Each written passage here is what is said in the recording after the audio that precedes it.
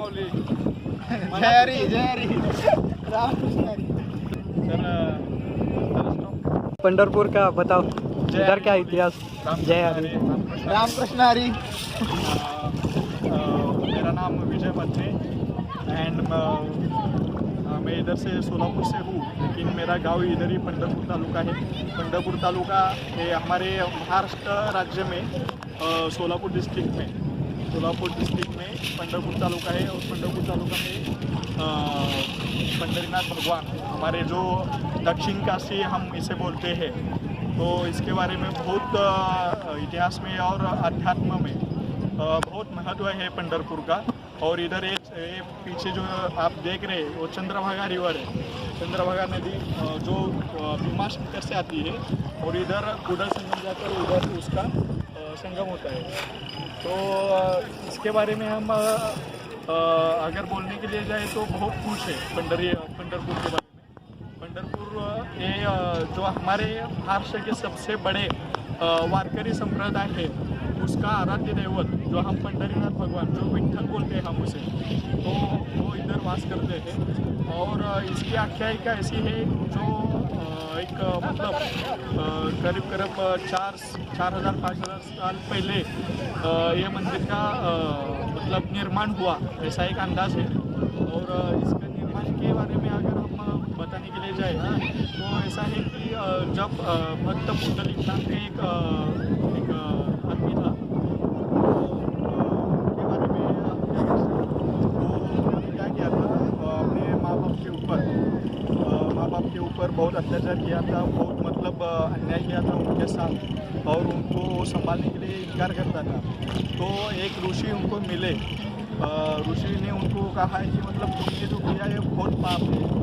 माँ बाप को अपने मतलब घर से बाहर निकालना, उनको मारना पीटना, ये बहुत पाप किया है तुमने. और इस पाप के लिए मतलब इस दुनिया में कोई भी ऐसा मतलब ताकत नहीं है जो तुमको इस पाप से बचा सके. तो वो भक्त पुंडलिक को उसकी गलती समझ में आई और उसके बाद उन्होंने वो ऋषि से उसके लिए प्रायश्चित मांगा, मतलब उसके ऊपर कुछ इलाज ले गया.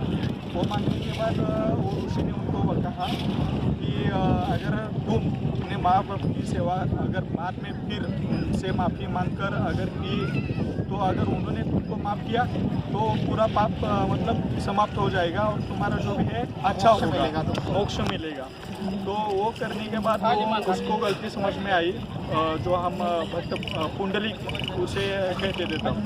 तो उसको उसकी गलती का प्रायश्चित करने के लिए वो क्या किया, वो घर से बाहर मतलब निकला और उसने उसके माँ बाप को एक मंदिर में मतलब उधर ये किया. उनको मिले, वो बहुत घूमा वो मतलब उनको ढूंढने के लिए. बहुत दिनों के बाद उनको मिले. उनको मिलने के बाद वो क्या करने लगा, उनकी सेवा करने लगा, बहुत सेवा करने लगा. वो ठिकान था इस पंढरपुर का. वो उनके जो माँ बाप थे इधर पंढरपुर के एक मंदिर में मतलब श्री कृष्ण के मंदिर में मतलब ऐसे कुछ तो भीख मांग के नहीं बोल सकते हम उसको, मतलब इधर उधर से भिक्षा लेकर खाते थे. तो उनको एक दिन ऐसे ही मिले और मिलने के बाद वो उनकी सेवा करने लगा. सेवा करते और सेवा में इतना दंग हो गया कि एक दिन उनके ऊपर भगवान श्री कृष्ण उनको प्रसन्न हो गए. और उनको प्रसन्न होते समय वो भक्त पुंडलिक मतलब जो पुंडलिक बोलते हैं हम उसको, वो माँ बाप की सेवा कर रहा था रात को. तब उनको भगवान श्री कृष्ण प्रसन्न हुए.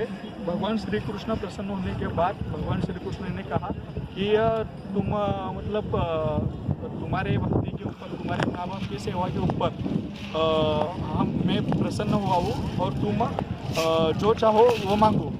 ऐसे बोलने के बाद कुंडली का पीछे मुड़कर देखा तो ये भगवान श्री कृष्ण थे उधर.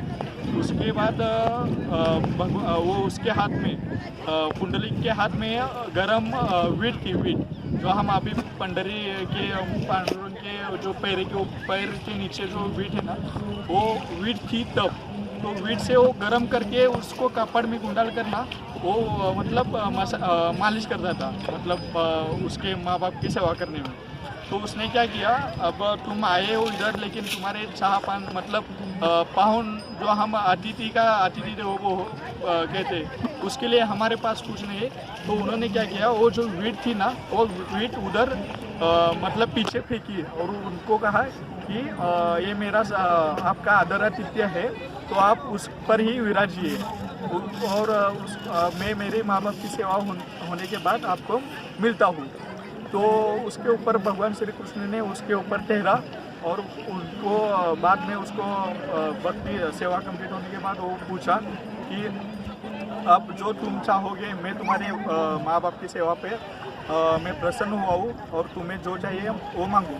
तो उन्होंने कहा कि मतलब भक्त पुंडलिक ने कहा कि मुझे कुछ भी नहीं चाहिए, बस ये तुम्हारा जो आपका ये रूप है वो इस पंढरपुर की इस धरती पर आप ऐसे एक रूप लेकर अवतार लीजिए। तो एक ऐसी आख्यायिका इधर की है, वो उधर श्री कृष्ण का अवतार है पंढरीनाथ भगवान। जय श्री जय।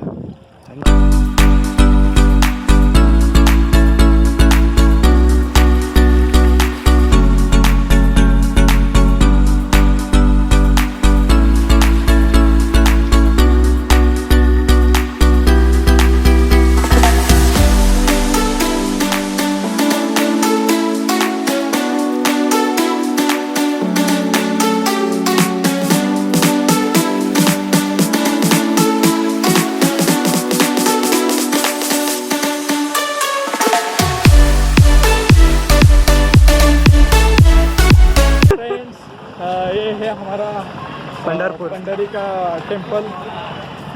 जाऊ द्या पुढं, अजून काय एवढं. जरा पुढे जाऊ द्या. विशाल शिंदे. विशाल शिंदे